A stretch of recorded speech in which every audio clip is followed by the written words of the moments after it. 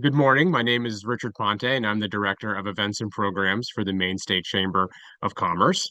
On behalf of the entire team here, it is my pleasure to welcome you to the final session in our series on employers navigating immigration and workforce compliance. Today's focus will be on preparing for inspection and enforcement. Thank you for joining. Before we get going, there are just a few things we'd like to share with you about today's session. All participants are in listen-only mode. Please submit questions using the Q&A function. Time permitting, we will answer them by the end of the session. We will use the chat feature to share useful links and other materials. We have enabled closed captioning in English, and you can access this feature by toggling it on the taskbar at the bottom of your screen. The meeting is being recorded, and we will make the recording available to you on our website in the next few days. And finally, if you lose your connection, please use the same Zoom link to reconnect. We would now like to begin by thanking our sponsors. Our 2025 webinar series sponsors are AARP, Bangor Savings Bank, Kennebec Savings Bank, MEMIC, Merrill's Investigations and Security, Northeast Delta Dental, and Summit Natural Gas of Maine. It is now my pleasure to introduce the President and CEO of the Maine State Chamber of Commerce, Patrick Woodcock. Patrick will be moderating the conversation today. Good morning, Patrick. Well, good morning, Richard. Good morning, all of you. Thank you again for joining us on what is our final presentation from Katie Minervino, who leads the immigration practice group of Pierce Atwood. Please join me in thanking Katie for bringing her expertise to make this a successful webinar. And this fourth iteration of the webinar series is a timely one. Preparing for enforcement and compliance is something that is certainly in the news now, and providing the best practices for preparing for these potential events is something that every employer should be prepared for. I do want to begin by saying that we are also very pleased to have Tad Wamister from Engine, who is going to be providing some more context to an opportunity that employers have with the Maine Chamber. We have heard from some of our most prominent employers that there has been some success of integrating new populations into the workforce by integrating English language as a component of the employers and workplace training. And Engine has been one of the leading providers. We're very pleased to be offering a complimentary service for employers with the Maine State Chamber of Commerce. If you are interested in this opportunity, please do quickly reach out to the Maine State Chamber. And with that, I will turn to Tad to explain what this opportunity could mean for your workforce and your business. Tad? Sure. Thank you, Patrick.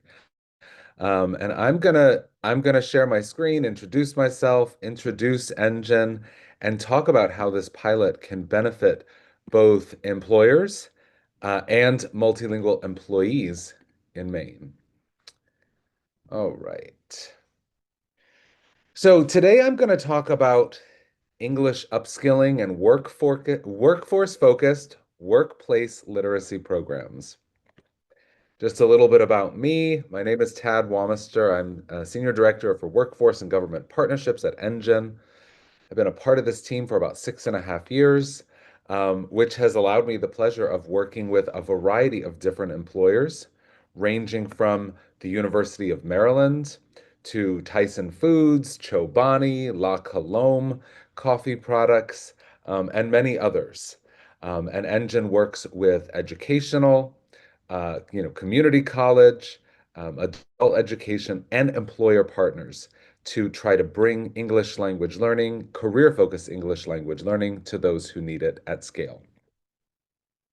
This is so important because 1 in 10 working age adults are English language learners. And the truth is, and this is a Migration Policy Institute statistic, we're only reaching about 4% of adult English language learners.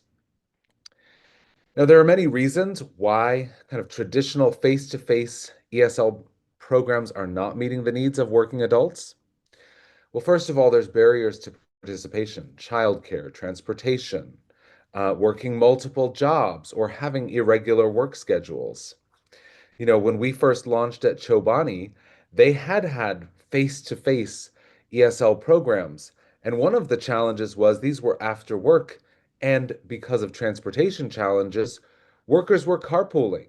So it was only open to the individuals who all wanted to participate, um, else they would lose out on their ride. There's not enough funding to do this work, and often ESL can be siloed from workforce development programs. I will say it is better integrated in Maine. So this image helps to illustrate what Engine is. We use vocational English language learning to help those multilingual learners connect with training opportunities, advancement opportunities at your companies. Because the more that someone has strong English and multilingual or bilingual skills, the more opportunities they have for advancement, training, supervisory roles. And these benefits to using Engine at your workplace have significant benefits for those employees in terms of improved communication skills, morale, confidence, productivity, and also gaining in-demand workplace skills. For employers, this can enhance safety as well as customer or patient experience. We do work with a number of the different healthcare employers where these language skills can help people to advance and have better, communication skills with patients. We've seen from employer partners that this drastically increases retention and it can aid in recruitment efforts because when learners are getting this value and appreciation in the workplace, they tell friends and family members about the high quality employer that their work. So it can help connect with new talent pipelines, and also it improves efficiency and function in the workplace. We at Engine think of English as a workforce skill. So in all of these different professions, we have content that is contextualized to nursing, hospitality, safety, CDL. So really, whatever function these employees are working at, we do have content that can help them to better do their job, be more efficient and effective in the workplace, communicate with patients, customers, um, and it opens up more advancement opportunities. I'm just giving some examples of the different industries. We do have a ton of content for healthcare, for manufacturing, for skilled trades, and we are expanding green and next generation energy jobs. But we also have hospitality, educational pathways. There are over 175 different pathways, and 74 different native languages are supported. So this is a pilot program. I just want to highlight what will make it a success for you and your employees. Well, first of all, who is going to benefit from this? So identifying those learners, promoting the opportunity within your workforce. And we have, flyers that can be used, QR codes that can help people to register. We're going to be doing information sessions. Now, there is a real benefit from an employer also investing in this, whether it's through providing some time on the clock, and it doesn't have to be every day or even every week. It's just a time for people to get together, do a little studying, and maybe practice communicating with colleagues, and also incentives. Champion the value. So why is this important? How will English language skills help people to, to grow within your company? We are going to be hosting lunch and learn trainings for participating employers from HR and learning and development. There always needs to be a champion to help implement this, and we're going to provide training and support. Also, understand what are the jobs that you're trying to fill? What are those advancement opportunities? Because we can help to find content that aligns and can help learners to connect with the skills they need to grow. We're going to evaluate the program feedback. We're going to want we're going to evaluate the program's impact. We want your feedback. And there is going to be support from both the Engine team as well as the New Mainers Resource Center. So take advantage of that program and support. I just wanted to give you a brief overview of Engine. My email is right here. I'm going to put it in the chat afterwards. If you have any questions, if you want to express your interest, please reach out to the chamber, but I'm also happy to answer any questions you might have. And I am also going to put one last thing, a webinar opportunity. We are hosting a webinar around the value of English upskilling and workplace literacy programs. We have guest presenters from Burning Glass and CALE, the Council for Adult and Experiential Learning. But we also have panelists from the Maine Department of Education and the Maine Department of Labor. So I invite you to join in that webinar, learn more about the value of English upskilling, and and this is just a really exciting opportunity for you to tap into a new resource coming out of the Chamber's programs. Well, thank you, Tad, and thank you to Engine for the partnership here.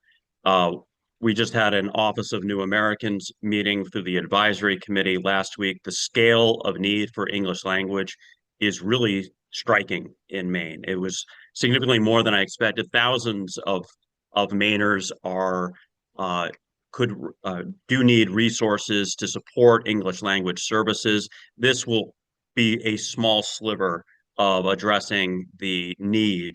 But we really would encourage to follow in the best practices that we've seen from Tyson in Portland, as well as Maine Health, integrating this into their English language proficiency. Please reach out to the Chamber if you are interested. We'll be sending an email to the entire Maine Chamber website membership about this opportunity in the coming weeks. But get yourself in line to take advantage of this complimentary service. With that, I did want to turn to Katie Minervino, who again is the lead attorney in the immigration practice group for Pierce Atwood. We'll be talking about preparing for compliance and enforcement, obviously a timely matter as anybody reading the news to really ensure that you're prepared and have the best practices for your employees and for your business. Katie. Thank you. Thank you, Patrick, for the introduction. Thank you, Tad, for the information. That's awesome. I mean, this is really, really important. We are, kind of a nation of immigrants, and these issues are hard. I read a quote once that said, what is a foreign accent? It's a badge of courage. And I especially respect that because I'm terrible with languages. So there's that. But as we're thinking about this today, and thank you for the Chamber for this opportunity to provide this information. Thank you for all of you who have hung with us for the 4 sessions or might be jumping in today. We are a nation of immigrants. We have, kind of enriched our workforce with those who are from other countries. Our economy depends on immigrant labor very heavily, and we're, navigating all of that with the balance of national sovereignty. There are some limits into who can come here, who can work here, who is abiding by the laws we have in place and how they work. And we are, really at a critical juncture, as we're, kind of moving forward in our country, and immigration is a focus. So as Patrick said, this is a time to think about it and prepare. And as Patrick alluded to, there's been a lot in the news even this week. And part of the slides today are going to show just a few headlines, from the past couple of days that I've added to reinforce, the scope and the kind of the urgency of some of these matters and what's going on. So today we're focusing on, preparing if if the government's going to come to a work site and ask about your Form I-9s. We talked a lot about Form I-9s in sessions 1 and 2, and that's, as we said, this is the front line for our country in terms of verifying employment authorization in those who are working. And the government by law and statute and regulation are allowed to come to the employer's work site and ask to inspect those documents. So that the I-9s are just kept on site unless and until the government wants to see them. And at that point, kind of the rubber hits the road and you are gathering and turning over those forms. And we're going to do a deep dive into what to expect, how to think about it, if you do get the notice of inspection, what the next steps would be, and then kind of how that would play out from there. And then we're going to talk about some other types of enforcement that are in the news or kind of are possible, thinking about if the government would come on site because they're looking for a particular employee, if the government were to come on site because they're thinking about kind of some type of like possible criminal enforcement around the employer relating to immigration or other matters, and kind of some best practices and just general tips that are good to have as you're thinking about these, both from the lens of immigration enforcement and other types of visits you might get from the government for employers. There are some best practices that will kind of transcend just the employment immigration space. There's going to be time at the end, hopefully, for questions, and I will monitor the chat as this is going through also. Please keep in mind that this is a public presentation and webinar, so it's best not to ask a question prefaced from some type of information that you think you might have any liability or problem. Even if you put it in the chat, if it's clicked on answer live, your name might pop up on it. So while you might not see the questions that others are presenting, just a kind of a gentle reminder. If you put this in, just be mindful and don't say anything that you would not want to have posted on a webinar presented from the main chamber. So, as we think about immigration enforcement, in coming from this too, the goal in all of this is compliance. From the employer's response, the baseline and where we're all coming from is we are looking to comply with the laws. And when we think about immigration enforcement, a lot of the guidance and the language and thinking about how this comes through, it comes through as kind of like defensive minded from the employer. What should I do to prepare? Oh no, the government's coming, like this, that, or the other thing. But we really want to approach this from a cooperative and a compliance oriented standpoint, which I know you all do.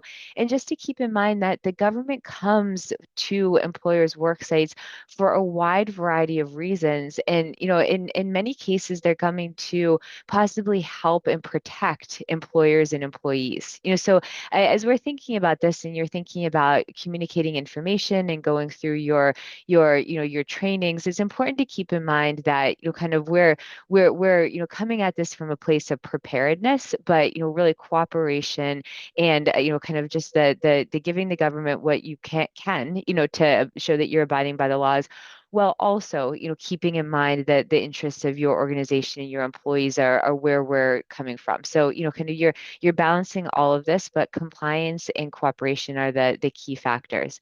And the types of enforcement you might see, and just to give some context, it's not all one thing. So as you're preparing for this, you may well encounter the government for a variety of reasons, and we're going to talk through, what that would look like, and which are going to be more urgent or less urgent, but there's a range. There's a range of what you should be thinking through and a range of what you should be preparing for.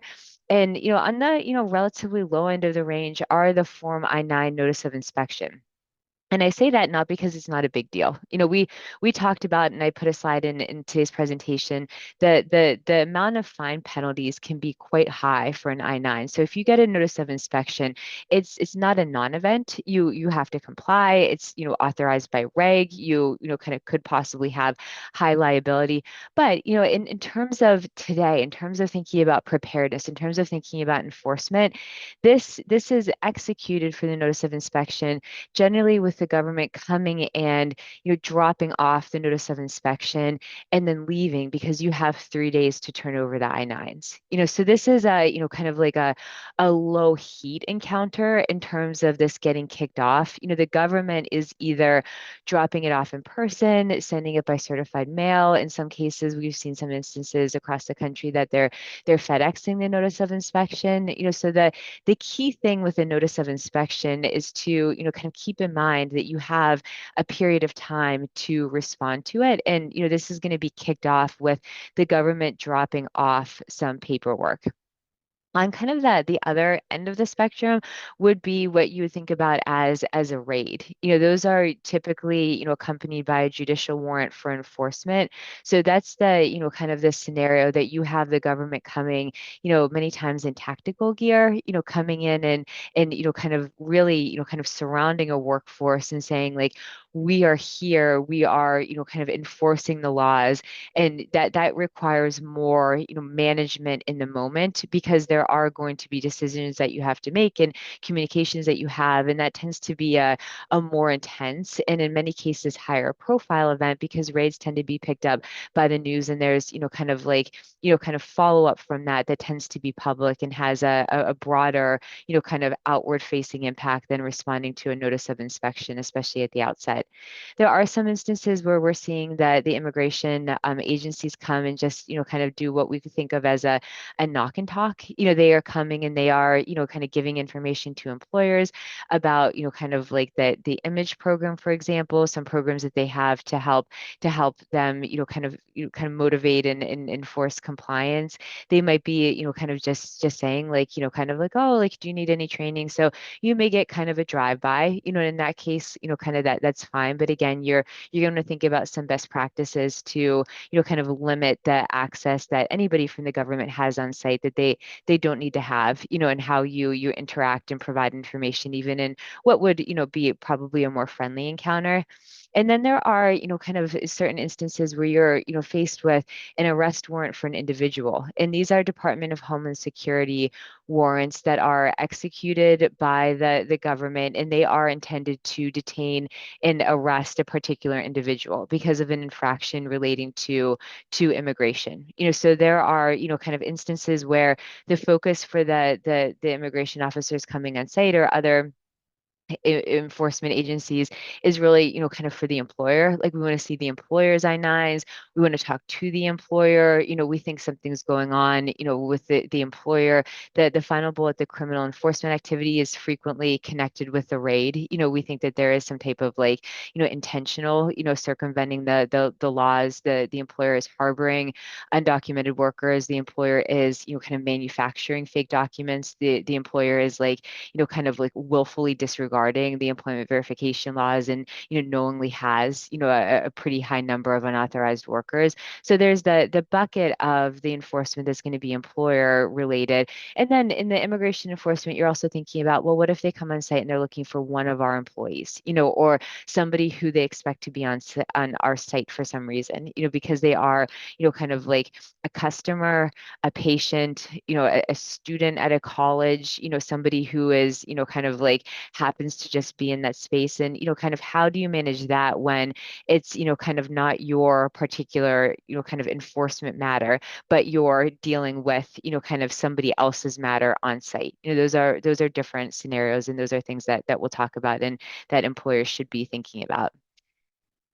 So, week of June 12th headlines, these are, kind of like what I found last night. And as we were kind of prepping, I was like, Googling and putting in, these are, kind of, these are hot off the press. So the Washington Post reported yesterday, ICE sets quotas to deliver on immigration crackdown on employers. They're ramping up investigations of companies suspected of employing undocumented immigrants. This, kind of communicates, and the government is saying like, yes, we're doing this, and I mention this because it goes to just, kind of all we can do is work from the information that we have. We don't want to be in panic mode around all of this, but we want to kind of like be prepared because the government is saying we are setting quotas. We are looking to do I-9 inspections. We are looking to detain and arrest individuals. This is something that, kind of is not a surprise if it happens because the government is communicating that. They're setting quotas. I think a lot of us are probably watching the events in Los Angeles. One of the updates from the AP last night, about 500 National Guard troops in LA are trained to accompany agents on immigration raids. There's a lot of, kind of just a lot of activity, and it's not just ICE. The ICE is, kind of like being accompanied by, in this case, the National Guard in LA. There are other agencies that are being pulled in for immigration enforcement, kind of nationwide under the Trump administration's policy. So, again, this is an active area and it's one that, kind of is in the news. And another, kind of headline and update from this week from NPR, immigration raids could devastate construction in the United States, says industry leader. It's, kind of it's the reality that our nation and a lot of our industries, they rely on the utilized immigrant labor. And in some cases it's a mix of documented and undocumented because we have millions of undocumented workers here who are working, and that's the tension. We are, kind of in some industries, perhaps relying on undocumented workers. What happens if they are, detained? What is that downstream, disruption? It's, kind of this is all kind of a very big picture, issue. There's a lot of moving pieces and they are all interrelated. And then immigration raid at Omaha meat production plant leaves company officials bewildered. The company president said, we did everything by the book. This was a raid that happened in Nebraska just this week, large raid, a lot of enforcement activity. And the company president is saying, we're in E-Verify, we did everything by the book, what's happening. So, there are, kind of events that are transpiring, kind of just, this week. So this, kind of is kind of perfect timing for this presentation and kind of where we're thinking about how to prepare. And from the baseline, this is stressful. If you are in your company and you are the person that's going to get the call or you're dealing with the front line, we need to acknowledge and kind of just understand at the outset that this is a kind of a stressful situation in terms of like the realm of your kind of day-to-day work activities, and it can be really difficult in the heat of the moment to kind of like navigate this with a cool, calm demeanor, and kind of think about what you want to do. So that's part of the reason that we're thinking about and kind of training on all of this is to kind of give ourselves and our colleagues the tools to kind of like kind of just assess the situation, take it as we need to, and prepare with the goal of compliance with the government and protection for the company.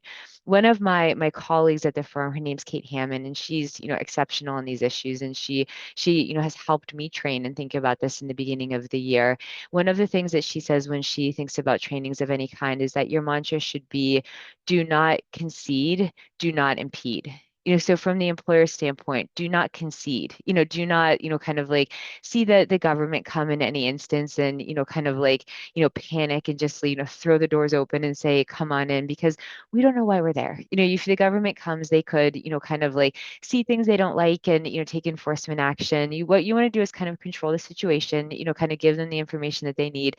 You don't want to, overshare, kind of like over access, but we do not in any way want to impede. We are there to, kind of meet the government for what they are, protecting, the company's interests, being compliant. But, as you're taking away from this, do not concede, do not impede. I think it's a very smart mantra.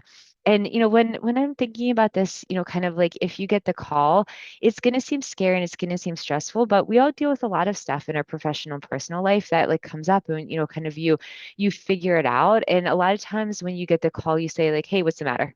And I put this from the front end, kind of not to be like, kind of like glib or like kind of goofy about it, but I think a good way to think about it is like when you get the call, say, what is the matter? Like what is going on? What is the matter for which they're coming? Approach this like you would many other instances in your life that something's going on, and you say like, if somebody calls and says like, like, the government's here, what do I do? And you're like, oh, like, like, I don't know, like, I'm at my kid's baseball game, like, oh, like, like, take a deep breath.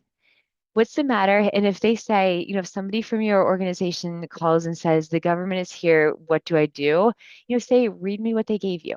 Typically the on-site inspection is going to be accompanied by some type of like, written documentation that gives the government the authority to be there and do what they do. And that's going to give you insight into like, what is the matter for which the government is on site? What's the matter? What's going on? And then you can, kind of triage accordingly depending on why the government's on site, what they're looking for, what they think they have access to based on the documentation that they've presented, and then, kind of go from there. So from the outset, kind of hopefully taking away from this training, at the very early stage is just like, it's okay if you get the call not to know right out of the gate exactly, kind of what everybody's going to do as this plays out. You simply cannot. What you can do is say like, well, the first thing that I need to do and what we need to do is remember to stay calm. We are going to cooperate and we are going to initially figure out what's the matter. And I'm not going to read the third bullet because I've said that like 5 different ways already. Actually, same for focus on compliance and safety. And then you're going to think about if you get the call, like executing your response plan. A lot of the preparedness that we're thinking about today is just triaging. If the government comes, like who do they call? Who's trained to help coordinate it? Do you want to have an attorney on retainer, or who would you call if you think that you need some extra help? And what are the tools that you are giving to your front office team, your front of house, your receptionist, those who are probably going to be the first, line of response when the government comes, how can you equip them and give them, the language, the tools, and really the parameters that they need so that they can also succeed in what might be a stressful situation. Because the goal in all of this is, really not to, kind of like escalate a situation and focus on both compliance and safety. If you would be in a situation where the government comes and you're worried that there kind of like it might be any type of like safety considerations, and likely that could be because somebody is perceived as obstructing, impeding, kind of like you might say like, okay, I don't think that you have the ability under this documentation you've given us to access this space, but kind of like if you do, I'm on record for that, but go ahead. And then that's something that perhaps, you'd be in a situation that you could challenge later on if you think that there is a situation that, kind of you as the employer have the right to do so, because the government might have overstepped their, kind of their scope of their documentation. So, not everything is going to hinge, on the exact moment that you're, kind of like interacting. So, kind of calm, compliant, safety. Again, if the government's there, you're wanting to meet them where they are and comply and cooperate with whatever they're coming to the extent that it makes sense. From the immigration standpoint, you're probably like, this slide again. It's been in, kind of all four of these because this is what a lot of this stems from, the Immigration Reform and Control Act of 1986. So if you are joining us for, the first time and thinking about this, just a reminder that there's a law in the books that employers are required to verify employment eligibility. You can't discriminate, you can't retaliate, and the employer, kind of like role is effective for anybody that's hired after 1986. So it is, kind of the employer's deal, around whether their workforce is lawful, whether there are people on site who are working without employment authorization. And the, kind of the liability and the culpability from the employer standpoint is going to depend on, a number of factors. And a really big one is, did you do what you're supposed to do around the Form I-9 verification? Kind of like what, kind of that's the tool. So, the I-9 inspection is something that the government is authorized to do by law, and the government may be coming it to do kind of a check on your I-9 practices. That might be, kind of the end of the story, or sometimes the government might be coming in and doing an I-9 inspection because they're, looking to kind of like maybe create a case around, kind of a future raid because they are looking to see kind of like they think there might be a high incident of undocumented workers there, and they're going to kind of check the forms to get a lay of the land in terms of like what, kind of what they see from that paperwork. And that might help, kind of create the record if they go seek a judicial warrant for an enforcement activity that would fall in the category of a raid. So, if you get the I-9 inspection, you're thinking about it from the standpoint of, kind of your paperwork. That's the first step. And I-9 inspections come from a variety of kind of reasons that you might see it. There are I-9 inspections that are random. Every employer could get them. You might get a random I-9 inspection. Historically, you've seen a higher incident of I-9 inspections in kind of like priority industries and areas. So if there's a, kind of an industry that the government thinks might have a higher incidence of undocumented workers, they have historically, kind of leaned more into I-9 inspections in that area. Also, I-9 inspections tend to focus and track critical infrastructure employers. So if you have an employer that is, responsible for our, water supply or electricity supply, kind of like security and transportation, the government, they want to know, kind of who's working, and that we know, kind of the people who are responsible for those very important aspects of day-to-day life are work authorized and that the employer has checked. So when the government comes for the I-9 inspection, they are authorized by the regs to, proceed and initiate the service of a notice of inspection to the employer. So the kickoff is this notice of inspection, and it's a paper form, and they say you have a notice of inspection, and then employers get at least 3 business days to produce the Form I-9s requested. So under the regs, the notice of inspection relates to the Form I-9s, and employers do not have to like have all of their I-9s available, but they have to be able to turn them over in a timely fashion. And the timeline under the law is 3 days to provide those documents. And then there's typically other things that the government asks for. So what they're looking for in the notice of inspection, and very often an accompanying request, frequently in the context of what they attach as an administrative subpoena, they're asking for, kind of like other pieces of it to help them, kind of look at the I-9s and verify compliance. So for example, if you ask me for I-9s for an inspection and I give you 25, the government also wants to see my payroll records, because it's a problem if I have 2,500 people that I'm paying and I've only given them 25 forms. So they're looking to kind of match. They're like, okay, like, who are you? Who are you paying? Who are your active and termed employees? What's information about your business very frequently, and then they're comparing that with the actual I-9 documentation. And the exact scope of the request tends to vary. Employers are required to retain their I-9s for a certain period for employees that have terminated. So you might also get a request under law to produce I-9s for those who are terminated within the period that you would be required to retain the forms. But generally, as a baseline, you're looking to, be asked to produce the I-9s for your current employees. And, that makes sense. This is what it's all about. They're coming and they're asking for the forms. They're saying like, okay, kind of show us. So you get the notice of inspection, and you're kind of like, all right, like like let's figure this out. So the things that you'd be thinking about from the beginning, if you get the notice of inspection, is like, all right, how much time do we need? Like, are we good? Are we not good? Like, like, can we do this in 3 days? Like, you have to, by law, you have to do it in 3 days. You might be able to ask for an extension. So kind of like, out of the gate, like, thinking about like what's our timeline. Should we contact the contact information that we have on the inspection documents from the government and ask for an inspection? What's reasonable? Generally, kind of like you'll want to have a, kind of a reason for doing it, and the reason can be, well, kind of you asked for these I-9s and it's a big number. It's going to take us a little bit of time to put this together. Our HR person is on it, but is busy. Like, could we possibly have a little bit more time? So, one early question that you want to figure out right away is, what's our timeline? Because that 3 days, if you don't ask for inspection, kind of that's under the law. So you need to be able to turn those forms around. You know, I often think about the I-9 inspection as requiring kind of a project plan, you know, kind of early on delegating, you know, who's going to do what, you know, who's responsible for, you know, finding the forms, organizing them, you know, preparing them. You want to keep a copy of everything that you turn over to the government to make sure that if they're asking, for example, for the original forms, you have a copy of what you gave them, you know, just in case something happens to them when they're in the government's possession. You want to know, you know, kind of like, okay, this is what we gave them. You know, if they're all hard copy forms, you're turning them over in hard copy, like, you know, some people, and I don't think it's a bad practice at all, will, you know, kind of like number them. You know, if you've got a big stack, number them, keep a copy. So then like everybody's working on the same page. So if there's any question, they're just like, oh, you didn't turn over a form for so-and-so, you can say like, oh yeah, like, you know, see page 49. You know, so it's, you know, kind of you're thinking about like, all right, like, you know, kind of like, what did they ask for? How are we going to give it to them? Who's going to do what and when? Let's, you know, kind of take this seriously and let's figure out how we're going to do it.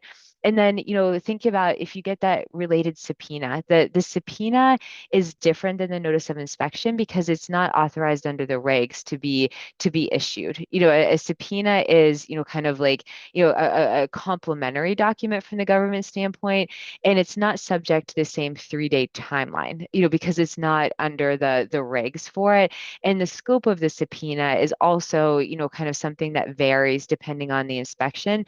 And sometimes you get a subpoena and you look at it and you say like, yes, this makes sense. Like, you know, like I get what they want. I can turn all this over in the same timeline.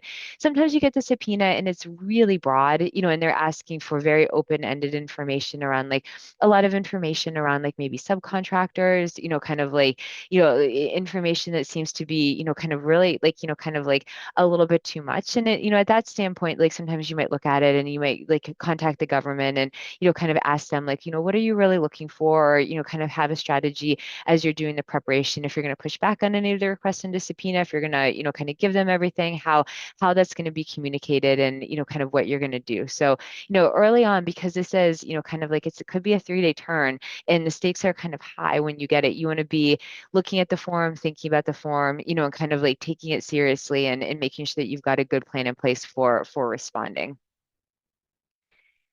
We talked a lot about electronic I-9s. You know, under the I-9 rules, you can create and retain forms electronically. You know, so your, you know, kind of your I-9 records are going to depend on you as an organization and a company. You might be a company that has I-9s that are all paper. Totally fine. You know, you've got paper I-9s. You might be a company that has, you know, kind of a mix, you know, and that's very common and that's acceptable. So you might have, you know, kind of like older paper I-9s for people who were hired, you know, kind of in 86 before the internet was developed. And then, you know, kind of like, you know, maybe bounced around a couple vendors or, you know, kind of like had a paper-based system and recently got an electronic I-9 vendor. And, you know, the mix of the forms is going to depend on what your I-9, you know, practices have been. But if you do have any electronic I-9 forms, your response is going to look different than if it was just paper forms. You know, so you're going to give them what they ask for. Sometimes the government asks for if there's a, you know, kind of you know, kind of a copy of it. They're entitled to get the originals. You know, so you give them what they're looking for, and then you are, you know, kind of like thinking about turning that over. And if they ask for the original forms, you're like, okay, you know, what's my original electronic I-9? You know, it is, you know, kind of like it's an electronically created form, and that's going to look different than, you know, kind of like, you know, your paper original that you have the wet signature on. So when you're thinking about the electronic forms, if you are in an electronic system, you want to be, you know, kind of like thinking about, all right, what's it going to look like if the government comes and what are they going to ask for? And I can tell you that they're going to ask for information around compliance relating to the electronic creation and storage of the electronic forms. So, you know, we talked in a lot of detail in the prior presentation that if you're using an electronic, you know, system or, you know, kind of like any type of technology to create or retain, you live under a separate set of regs that have the you know, kind of requirements for electronic forms. If you're creating it electronically and signing it, there are certain electronic signature requirements. If you're retaining it, there are requirements that show that there are, kind of like the ability to index it, the ability to search, certain, kind of like data security protections. Very importantly, electronic I-9s have to have an audit trail that essentially shows who did what and when in the forms. And, the government knows that. We talked about in a prior presentation that, kind of the requests and the, kind of like the enforcement around the electronic vendors tends to vary. But, kind of what you can expect if you have an electronic I-9 vendor is that at a minimum, they're going to ask you for your forms. And if you have electronic forms, you would produce them, and you absolutely must attach the audit trail for all of the forms.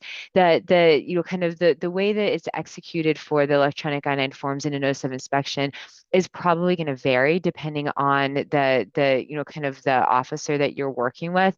But they may require system information, so they might ask for, kind of like details about the system that would track what's required in the regs. They may require a system demonstration. They might say like, okay, at the end of the 3-day period, this is because it's a notice of inspection. It's not just a notice of I-9 form review. They might say, I'm coming back in 3 days and I need you to show me how your system works, how you use it. So it's going to vary, but what you want to do in planning ahead is to just think about that and say like, okay, kind of like if that would happen, I'm using an electronic vendor, then you have, kind of like, do you how would you get them? Like, do you know how to get into the system? Have you looked at your electronic I-9 vendor's audit trail? Have you accessed that? Like, if you were to get an inspection and they say like within 3 days, I need to have the audit trail and all of the forms, like how would that be produced? What would that look like? Can you get an audit trail? That's a really important thing to just kind of check in on now. If you have an electronic vendor, understand the requirements of electronic storage. Again, like, kind of if they come to you and they say like, well, show me how, kind of like this, you could index this, you could search it, like, kind of like look at those regs and, kind of like just like ask your vendor, be like, all right, like if I'm asked to produce this information, what can you give me? And then, review how to access your forms again, kind of like how would you access them and how would you go about it? So, kind of one of the early, kind of calls to action in the basic I-9 training and what we can be doing now is just kind of like know your record, kind of go back and see what we have, what it would look like, and, kind of just think about, kind of like what would be the kind of the path forward if you are asked to turn over all of your forms. And I just got a question. It's a really good one on the last form. I have, I put in to correct or not to correct on the I-9 inspection. So if you get a notice of inspection, you have a relatively like, kind of low number of forms and you start going through them and you're just like, oh man, you're kind of like, oh my God, like I said, like, oh, this is driving me crazy. Like I've got like these forms and I can see that like so-and-so when they were doing them, like, for this period, like every single time they forgot to put the date of hire in. You're like, oh, like I like, like it's like, like, I need to turn this over to the government. The notice of inspection typically says, don't touch the forms because like the notice of inspection is like the date of that inspection, the notice of inspection, that's like, it's kind of like, give us what you have as of this inspection. You're kind of like frozen in time. At that point, you're going to be liable for the deficiencies. Like at that point, like it's like, this is your record, like this is what it is. If the government, kind of like gives you that information, there's kind of a split thought process in terms of like, okay, do I want to try to like to fix some of these because I know that they're little boo-boos and the government's supposed to be giving me an opportunity to fix them anyway? Should I try to be proactive on this and make the government's job easier so they don't have to issue, kind of like a, kind of a notice of these technical violations that they give me an opportunity to fix? Can I go in and give them a leg up and just like clean this up to make sure I'm giving them the best record possible within the 3 days? Alternatively, you could take the approach and just say like, well, they told me not to. I see that we had this issue, but if I go in right now and I start fixing it, because in any event, if you're making any change to the I-9s, especially if it's after you get a notice of inspection, you want to be super clear that you're doing it in real time. Like you like absolutely do not want to be in a situation that you get the inspection and you start like whiting stuff out and making these changes. And it's like all this stuff like, like that's it. Like, if you're doing a self audit, if something comes up for a particular form, if it's in the context of this, anytime you do any action on the I-9, it needs to be very clearly, kind of like delineated as an edit. You use a different color pen. You make the change, you date and initial the change that it happened, and that's very important in the context of this notice of inspection if you're going to make any changes. On the counter to like, let's clean these up is like, you're like, I know I had this issue, but if I go through and I make all of the changes, I am giving the government a roadmap into, what I know is wrong with my forms. And then that's going to be really easy for them to see. And it's going to maybe look like a pattern or practice of that error. So I think, kind of the way I think about the correct or not to correct is that it's not one size fits all. You're in a situation that you're going to probably think about kind of like, all right, kind of like, is this a situation that like we'd look better if we made a couple of changes? And then, kind of there's also a split among the immigration bar and a lot of people who do this, that whether it's better to ask for, kind of like permission or forgiveness around that if you go in and change it. Like you'd be in a situation if the auditor didn't like it, that you could tick him or her off if they said on the notice of inspection, don't touch the forms, and you're like, oh, like you're welcome, I made these changes, and like I told you not to touch it. So I mean, you could also, kind of think about if you have any questions around what the, kind of the government would like who's handling your case, you could ask them. If you get the notice of inspection, and a lot of attorneys, and I think it's a good practice if you are thinking about touching the forms and changing them, are to, kind of like, maybe check in with the government and, kind of assess it on a fact specific basis, and, kind of go from there. But, kind of like the goal, like basically the short of it is when you get that notice of inspection, it's kind of like, kind of like time out, like, this is your record, give it to us, within 3 days. It's not kind of like an opportunity to have advance notice that within 3 days, we're going to look at your record. So like do what you want during that period. And some general best practices, you don't want to waive the 3-day period. You have it by law. If you're, kind of training your front desk people or your HR, kind of sometimes it's tempting to, kind of pull the forms, especially if it's a low number, you have them in a binder, turn them over, and then like, have, kind of like a quick meeting with them to go through your electronic I-9 system and give them information.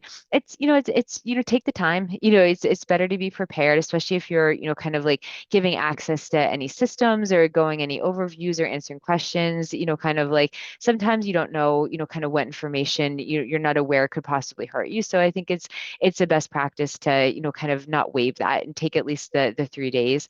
The I-9s have a lot of personally identifiable information, and you want to keep those concerns top of mind. So sometimes even the government will say like, okay, turn over the forms, like you email them to me, like do this or that. And, kind of just remember though, if you as the employer are doing it, you are turning over forms that in many situations have, like a highly sensitive information that includes social security numbers, PII, that's the name and date of birth, the address, all, documents, kind of that show the same information. So you want to be really careful that, there are other liability considerations if you start sending stuff through and there's any type of, kind of data insecurity. So even if the government says, email them to us, like think about that. If you don't feel comfortable doing it, suggest an alternative, explain why. And then sometimes you might be in a situation that you're just like, oh, great. Like, I'm going to email them like I have a secure site, you can access them, and like, kind of can the government access that? So, so it's like that's an ongoing conversation, but you do want to be thinking about, kind of like going through and reviewing the kind of the method to make sure.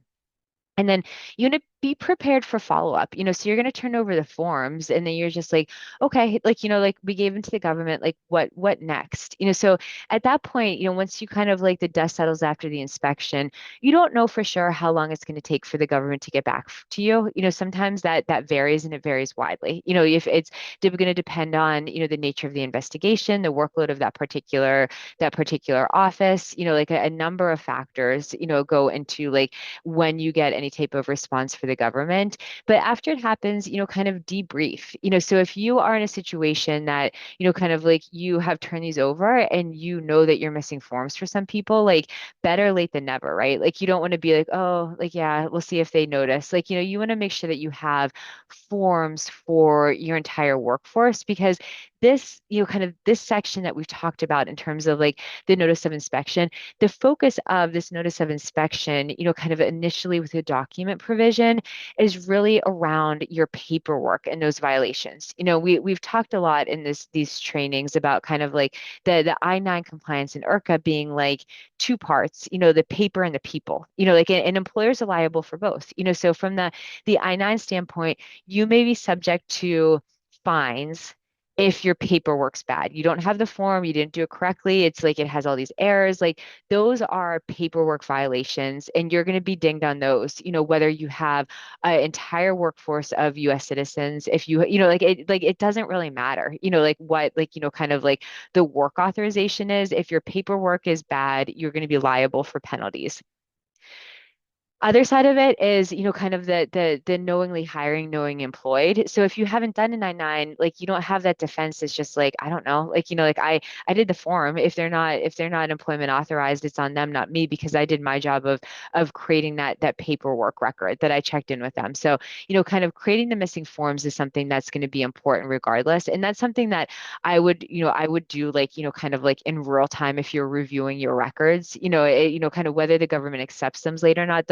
They'll know they're late. You would use on the forms the current form version. You would use the initial date of hire. You would do all of the information in real time, signing by the employer and the employee. Like it's going to be clear in the face of the form that this is a late produced form, but it's a situation that's better to late than never. You're going to just be transparent, around all of those things. So, in the follow-up, you're kind of thinking about your missing forms. You're maintaining a lawful workforce. This might be a triggering event that you need to take action because you are, like looking at your forms and you're like, oh no, like, I didn't do forms for so and so. When you check on them, they might give you information that says that, like, I'm not work authorized. If that comes up, then you do have to terminate that employee, because at that point you have, knowledge that they're not work authorized, they cannot continue to work. You might want to engage counsel, for the form production, the follow-up, and you might need a criminal attorney, depending on the information that is, kind of related to the form. Sometimes when you look at that notice of inspection, you look at the subpoena, it feels off, and they're asking for stuff that you're just like, and if you, kind of are in a situation that kind of like, that you have a problem, and you think that it might run to a particular, kind of like individual that is in the kind of the organization, kind of like from the employer standpoint, kind of if you're worried about things like harboring, kind of like knowingly employing unauthorized workers, like all of those things, like, sometimes the kind of the team involved in this involves a number of attorneys, those who are representing the employer, those who are handling the I-9 piece of it, a criminal attorney if necessary to think about any of those aspects. And, kind of also this is, entirely separate from the needs of employees. From the employer standpoint, you're doing the I-9 stuff. You're not, kind of representing individuals, across the board if they have immigration issues. Sometimes you do, sometimes you sponsor them, but you're kind of like it's not a one-stop shop in all situations in terms of like how you might want to like get support. And you want to be kind of like thinking about that from the gate to make sure that you're getting the right people lined up to support people at the right times. And then, if you are doing this and you're just like, all right, they have our forms, but like, cool, like, like that one person is like messing it up every time we've seen, like, consider training. If there are errors that are found, like, it's quite possible if you have one I-9 inspection, you might get another. It will probably be viewed favorably if you're in communication with the government at any point that you have like, kind of like seen the error and tried to, kind of clean it up. So, kind of like don't let, kind of things persist. If there are things that you see are wrong, like use it as an opportunity to fix it. And then, think about what you'd say internally and externally. If there's, kind of if word gets out that there's an I-9 inspection, do you like proactively communicate that to your staff and your team? This is a main chamber presentation, but I will note in California that there are certain state law requirements that require you to give notice if there's an I-9 inspection. Sometimes there's overlays with, kind of like unions, you might have obligations that, kind of like run under the collective bargaining agreement around, kind of like notice, kind of dealing with, kind of I-9s. That's, kind of like way outside the scope of this, but I just flag it as a consideration, like you're thinking kind of like holistically. And, if you do, kind of like maybe want to think about from a PR standpoint, if you get an I-9 inspection and they end up like, levying a notice of intent to fine and that comes through, sometimes that is, kind of like in the press, and you want to just kind of like, kind of be thoughtful around, kind of like if you'd respond or, kind of what's going on. So, it's worth just, kind of like as this is coming up, like, thinking about, kind of like the totality of the circumstances and what you're doing. So, kind of post I-9 provision, a few things might happen. The government will come back to you. You could get notice of inspection results, which is like like, yeah, like you guys, like you're fine. Like, like you did, you like everything looks good. You look very compliant. You could get a notice of suspect documents. That's a, kind of a more of a people issue, that you have, kind of like you've been given notice that you provided information in the I-9 that has not checked out from the government standpoint. And kind of will have to run a separate line of follow-up for individuals, who are in that list of notice of suspect documents. Notice of discrepancies is a similar, kind of situation. Your warning notice is typically going to be, kind of just a like, like, like your items are pretty good, but like we're not going to fine you, but like, hey, you got to clean up this or that. And then there's a notice of technical or procedural failures. And in that situation, you have, a possibility of, kind of correcting forms. So at that point, you are going to get a, kind of a follow-up, and they'll say like, all right, these are like the smaller errors, and you are in a situation that you are, allowed to fix them. So if they're like, this is the whole, kind of like the Sonny Bono amendment, whenever he was a congressperson, that he was like, they're basically just like, I don't know, the paperwork stuff's hard. Like, if the only thing that's wrong with this is like kind of like little things in the form that like a box wasn't checked and all this, and it's not like pervasive and it's not systematic, before we go into the notice of intent to fine and start giving like, these high penalties, which is, kind of the other outcome, that you get a notice of intent to fine on your forms. Before that happens, then, kind of let the employer, kind of clean up the smaller errors. It's kind of like there's, kind of like a whole, kind of like separate body of analysis of like what's a technical procedural violation, what's a substantive error. Your substantive errors are the bigger things, like no form, didn't sign, missing, kind of like missing documents on section 2, kind of like the big things. The technical or procedural errors are like, kind of forgot to date it, like little, like, kind of little things like you didn't check the prepare translator section, like a box was missing, kind of those, kind of lower level forms.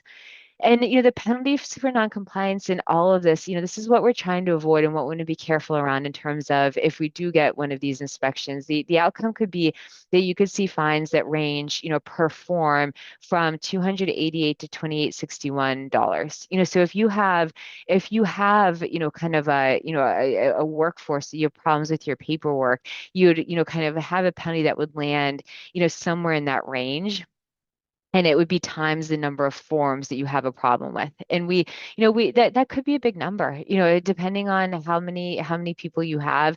We talked in a prior presentation around the importance of vetting electronic I-9 vendors, because if there's a problem with the system that's systemic, then you would be, whatever the number is times every form. So it's, it is important to take a look at your forms, think about it, correct where you can. If you can correct an error, you start a 5-year statute of limitations for, the error having occurred, but you are going to be, kind of assessed the penalty amounts in place, when that notice comes through, regardless of when the violation occurred. So just because you screwed something up in like the early 2000s does not mean that you're going to be in that like, 100 to 1000 range. You're going to be in the context of this investigation in the higher range, because they're being assessed under this particular, kind of range. And the range, kind of like it's subject to a number of, kind of factors that can either like work in your favor or not work in your favor, which would involve things like the size of the employer, the sophistication, the type of penalties, the number of penalties. The government looks at kind of like big picture, kind of like where they think this should land, and then they would issue a notice of intent to fine accordingly. And there are, civil penalties also for knowingly hiring, recruiting, referring, retaining unauthorized aliens. They range from 716 to this higher number, which is your kind of multiple offense employer. But, kind of like the fines are, kind of like, kind of real money in big numbers. So it's important to take these inspections seriously. So that's, kind of most of what we're talking about for, kind of the I-9s. That's what it's going to look like if they come. If you do get the notice of inspection, kind of like it's worth thinking about, kind of if you're going to pay it, you might have an opportunity to challenge it. Like that's not necessarily the end of the story, but I think that's where, kind of we need to get to get today. And we're going to transition now into thinking about kind of like, the different types of enforcement that come that are not like, like we dropped off the I-9. spent, the bulk of the time talking about the I-9s because I do think that for most employers, that the higher risk scenario is that you're going to get an I-9 inspection. And that's just, kind of because every employer is required to do it, and that, kind of is something that all employers should be prepared for, no matter what the enforcement environment is. Like, because we've seen I-9 inspections, kind of like consistently over the years. It's not a new thing. It runs to the rules, and it's a tool that the government has to check in on employers. So, kind of for my nines, kind of like at the low end of the urgent matter when the documentation is being kind of presented, but potentially a large consequence, depending on how it goes. And as we're thinking about kind of like all of this, so, kind of R99 stuff, thinking about, kind of like if the government's coming for other reasons, just some general best practices. We talked initially about like kind of like if you're getting the call, kind of like be calm.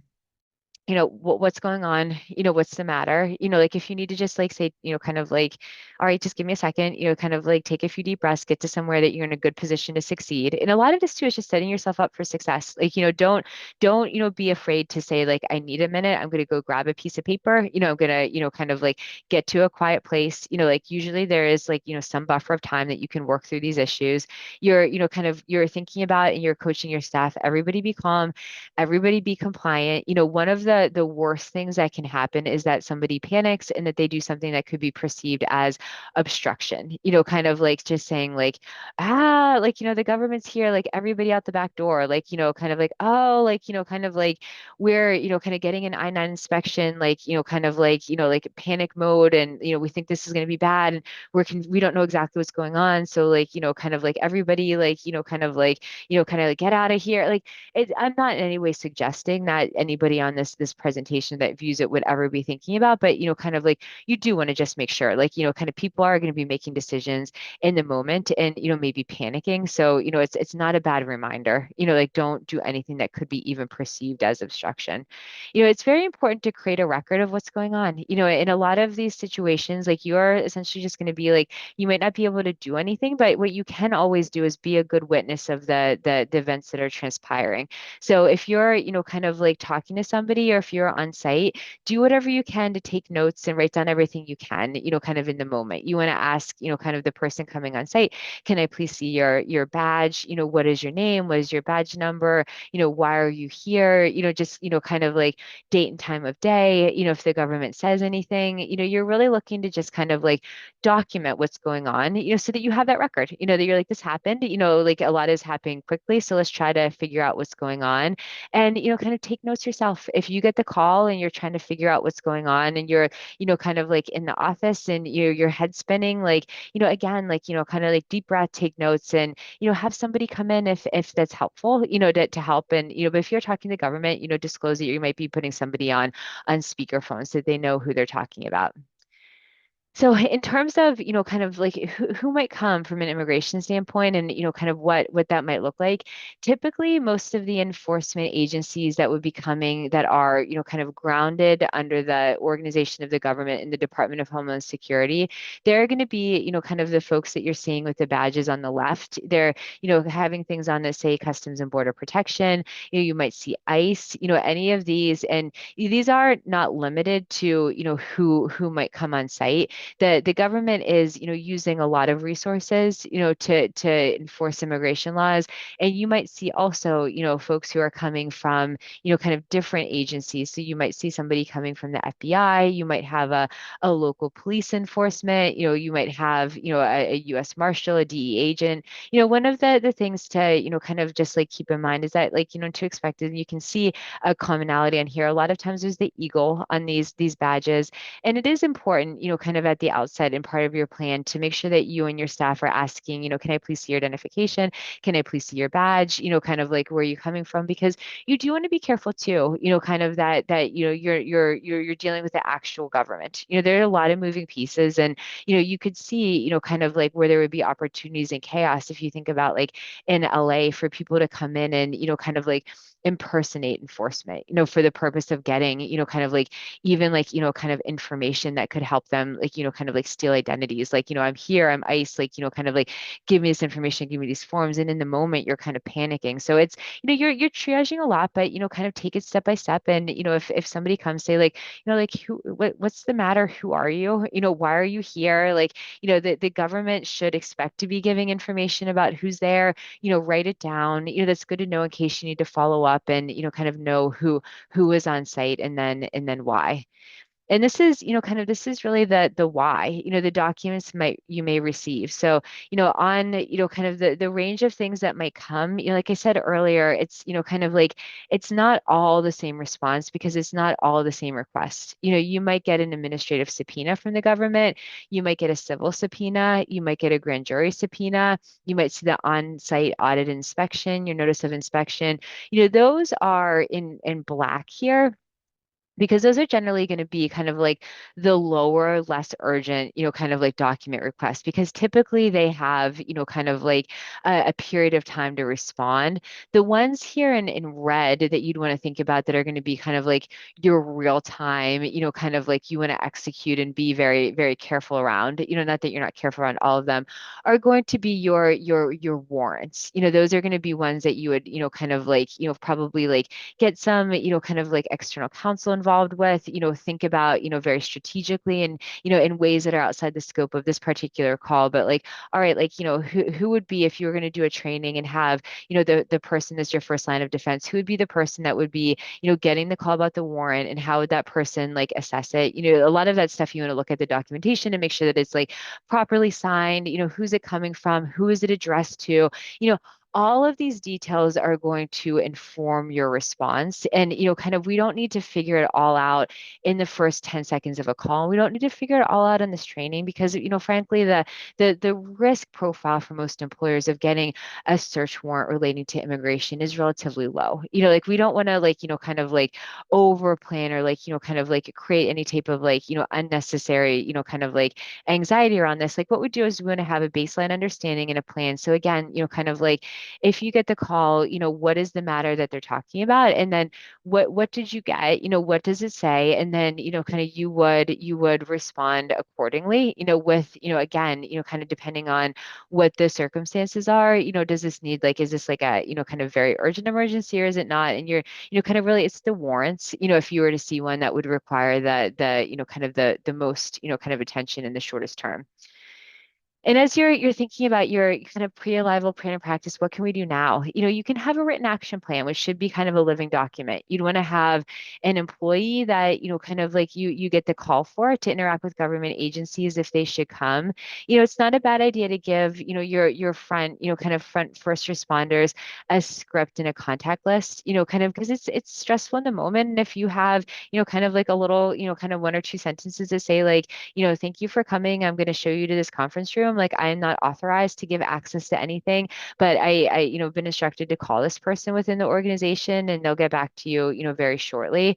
Again, kind of keep it simple at the first line. It can be tempting from the, kind of the front desk people to, kind of like, kind of give information, kind of like there, a lot of times people in that situation are trained to be friendly and, help where they can. But in this type of situation, you want to just kind of like, kind of just say like, okay, we're not going to volunteer anything, just simply state like, I'm sorry, I'm not allowed to give access or information, but I'll call the right people and you kind of go from there. And then, kind of execute that, like, know who to call and when, if there were to be any type of enforcement.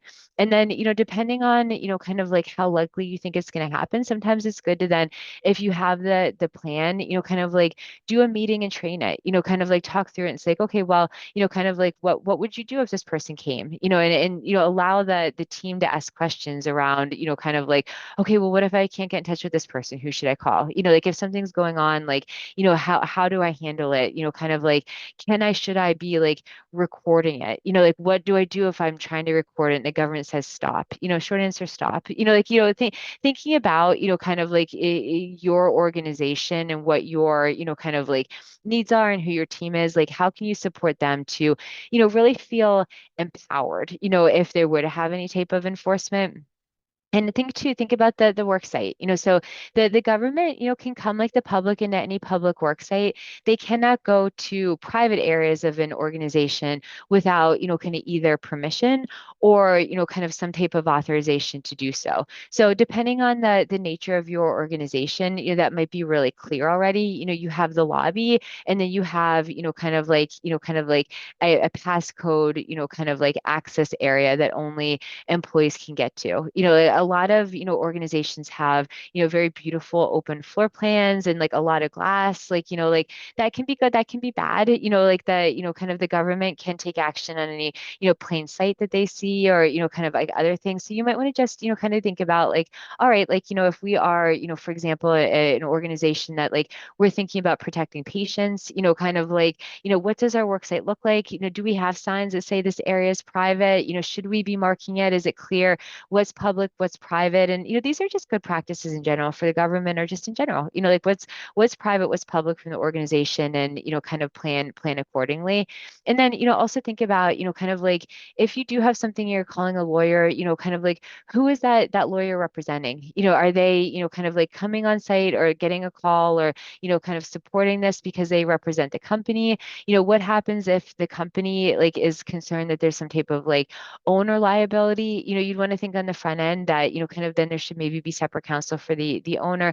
And also from the employer standpoint, like you care a lot about your employees. You're, kind of thinking about them. You're wanting to protect them. You're wanting to, kind of like put them in the best position. But again, your goal is to be compliant from the government. And there, kind of like if there are employees that have issues with immigration, and, creates liability for the organization, you want to be really clear and thoughtful around, kind of like what your role is from the employer. And, if there is some type of enforcement, you want to just like, think about in the front end, because on the kind of the beginning of it, your instinct might be to say to them like, don't worry, we're going to figure it out. I'm going to get you a lawyer. And, kind of like, that might not be what you end up, like, wanting to do in hindsight, because, it's your employee, but it's not your immigration matter. If the government comes on site and they're, kind of coming for a particular employee because perhaps they used fake documents, or they have some type of criminal infraction, it's your employee, but it's not necessarily your legal matter. So you don't want to, kind of overpromise and underdeliver in the heat of the moment.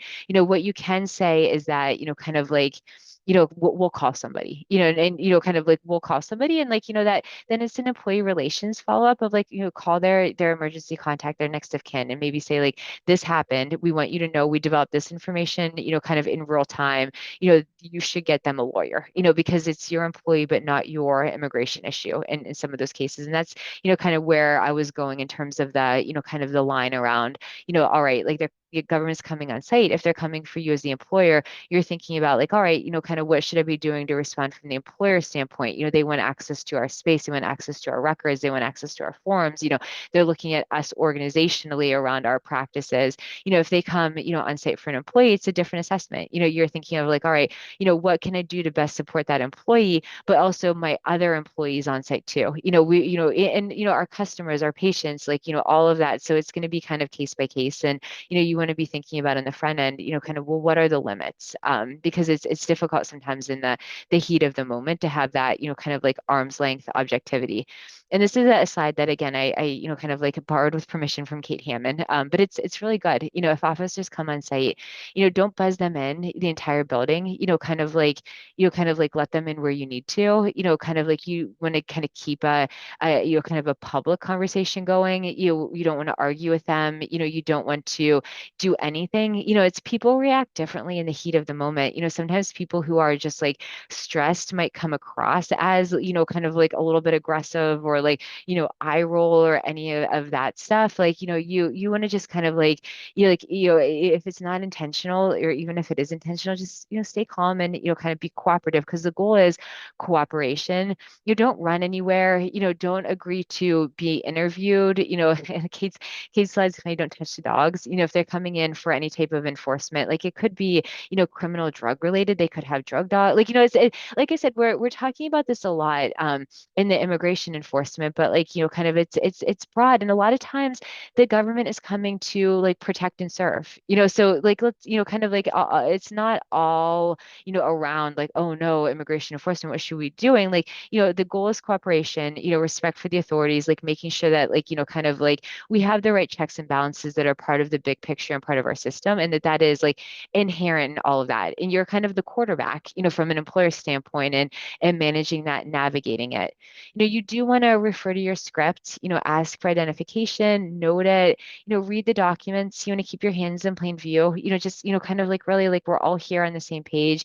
If they're asking for, identification because they want to know who they're talking about, we generally said like, like give it to them. There are laws on the books that require anybody who is not a citizen to carry proof of their registration, which is typically proof of their lawful status in the United States, with them, on at all times. That's an old law that was enacted in the 1940s, but the Trump administration has kind of communicated it's something that they're going to be enforcing, and created a new kind of registration system with kind of like new articulated penalties, both criminal and like fine amounts. So, like if the government's coming and, kind of they're asking for information, if you have it, you can provide it, take notes and record if you can what's going on. You're looking to kind of like, kind of create that record, be a good witness, stay calm, and then, kind of call the lawyers if you have them and you want to engage lawyers to help support you and walk it through, depending on the situation.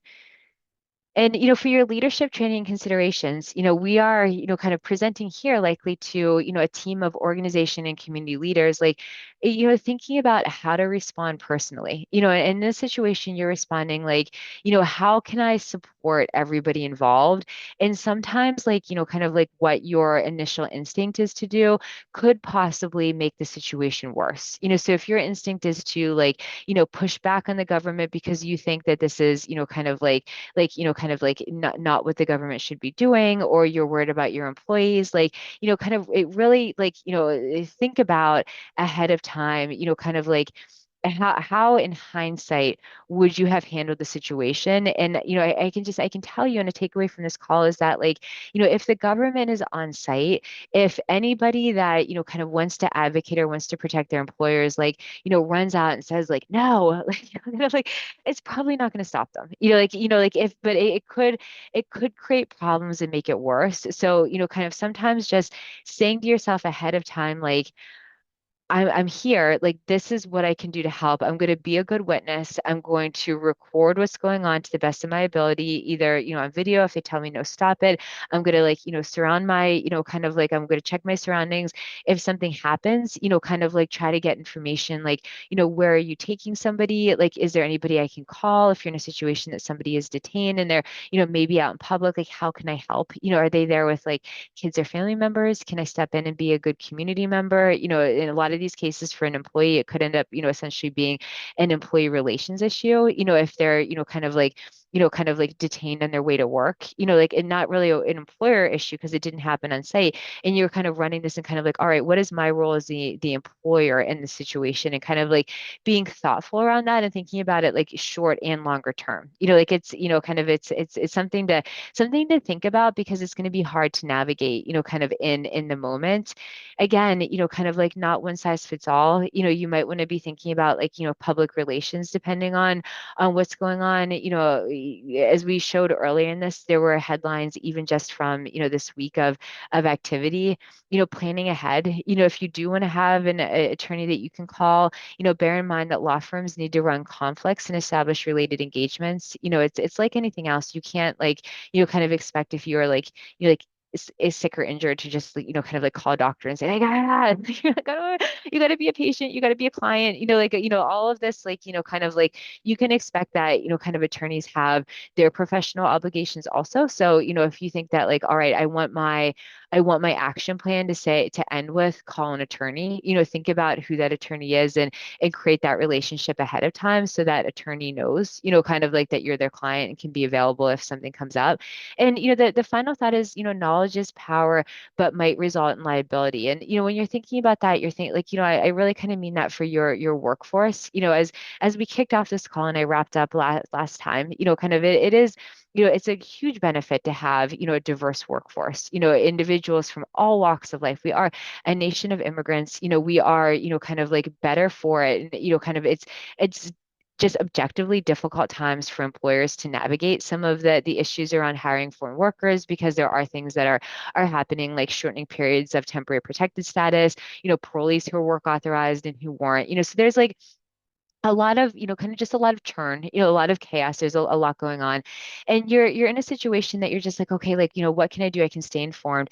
Very important. You guys have like, kind of like done these webinars. Like I hope that you have learned something, over our 4 weeks of 90 minutes together. You're kind of building your skill set. You're thinking about you're doing training, you're doing that for the employer, but you want to just think about, okay, like, kind of, but again, like, what are my limits? Like what does it benefit me as an organization if I start to dig deeper into everybody's work authorization stuff that I don't need to outside the I-9?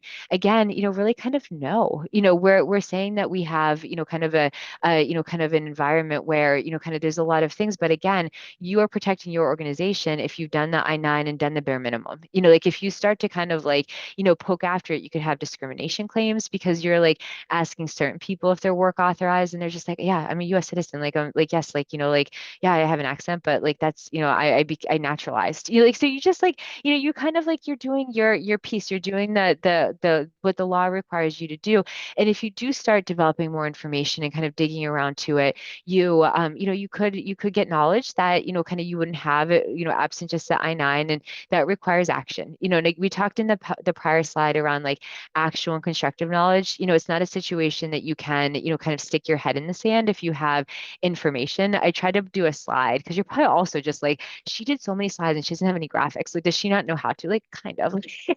I opened this and I like failed in kind of like an interactive thing. And I did try to use ChatGPT that was like a graphic that said like employers can just not stick their head in the sand if they know somebody doesn't have work authorization. And it was like terrible. It was just like somebody was holding a sign that says work authorization no. And there was like a guy in a suit with his head in the sand. And I told ChatGPT that they should try harder because it wasn't very good. And then they just made the employee like stand up with the sign. So that was a kind of a failure. But the point that I was trying to make, and like the reason I did this, is it is the reminder, like, kind of like you do your piece of it, you are going to act on knowledge, actual knowledge. If you have a clean I-9, you've got to, kind of terminate if you know somebody's not work authorized. There's a lot going on that's kind of new and novel in terms of like where you could get knowledge around some of this stuff. Like we talked last week about notifications being pushed out in E-Verify, kind of like just chatter at the workforce. Like, this is going to be something that employers are just going to manage, as has always been the case. And, from a standpoint too, I generally advise you're just like, all right, like, but I have scared employees, kind of what do I do? Where do I give them information?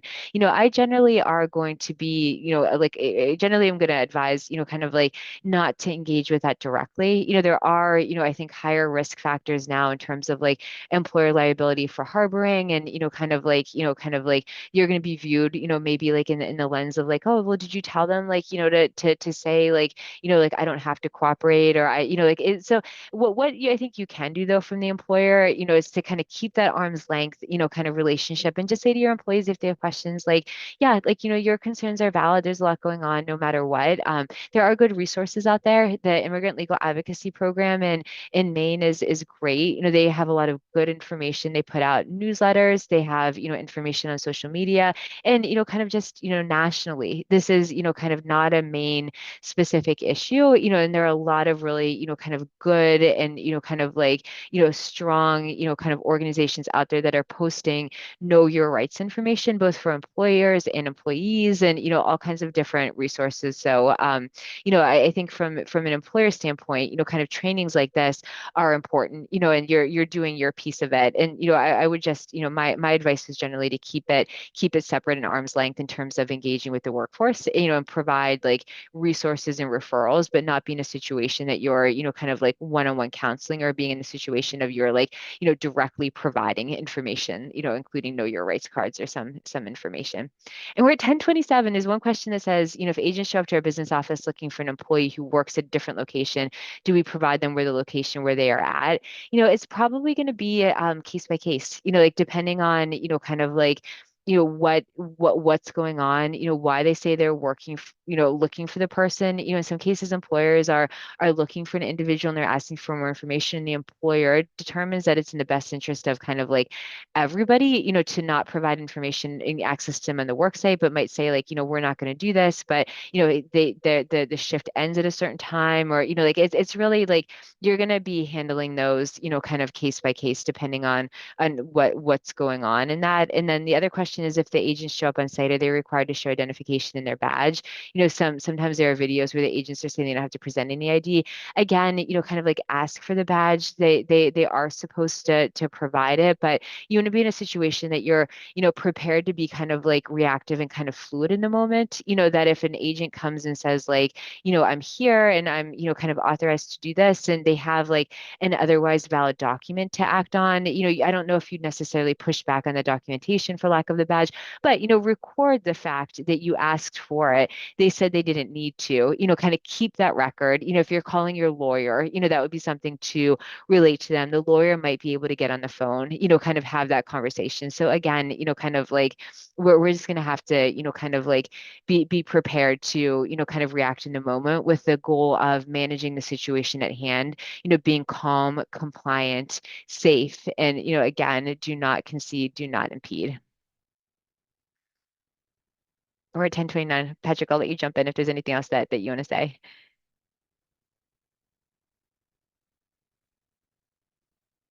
I believe Patrick, I'm sorry, Katie. I believe Patrick had to step away for a second, so um, we can wrap up here. I know we're cutting it right in. It's 10:29. I did see one final question come through. I don't know if you want me to share that, and provide an Yep. answer. So the question looks like, can a company receive any document requests for temp employees employed via an employment agency? Like, yes, you can receive a request. Sometimes that's on the subpoena that's attached to a Form I-9.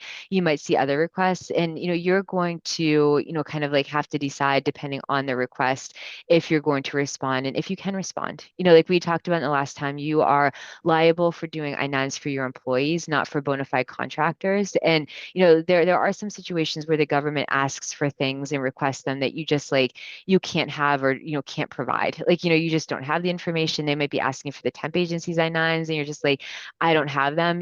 But the Form I-9 might ask for the inspection. They might ask for like information about temp agencies that you use. And that might be something that kind of like you provide generally. Like yes, that is kind of something that's on it. So the request can come in. You're not from an, kind of a notice of inspection standpoint for the I-9 going to be compelled legally to provide them because they're not your employees. But, kind of like I think, one of the other mantras is, kind of under this administration, you're just like expecting the unexpected. So, kind of like we can't know or can't plan for, the entire universe of things, but, kind of hopefully you've taken away a few core things that, you can use at least to get started, kind of like, read me the documents, what's going on, and, kind of just being thoughtful to, kind of control what you can control. And again, just cooperate and, kind of like make sure we're all working within the systems in place. Awesome. Thank you. I think with that, the Q&A is finally clear. I think we're good now. I know it's 10:31, so I want to be respectful of everyone's time, but I did want to say, Katie, you mentioned a few minutes ago, I hope people have got a lot out of this. I cannot underscore how helpful this has been. As someone that is like the administrator for like sending out email notifications, I'm like filling up people's inboxes all the time. And it's been the reverse this time around, where after every single session, I'm like, oh my gosh, can you send the recording? Oh my gosh, I Oh, missed it. God. Can you make sure that I'm so all that to say, Katie, really, really appreciate your leadership and wisdom and knowledge and excellent proficiency at presenting skills the last 4 weeks. It's been super helpful. Good. Well, thank you. Thank you for this opportunity. Thank you for everybody. Thank you for anybody watching. You guys can like talk about this one as my shiny nose session. That's kind of like 1, 2, 3, 4, give you shiny nose session. All right. Well, good luck with everybody. Kind of stay well, and thank you for your engagement, and thank you to everybody in the chamber. Many thanks to you and everyone else for joining these past 4 weeks. Have a good rest of your day, everyone. Bye.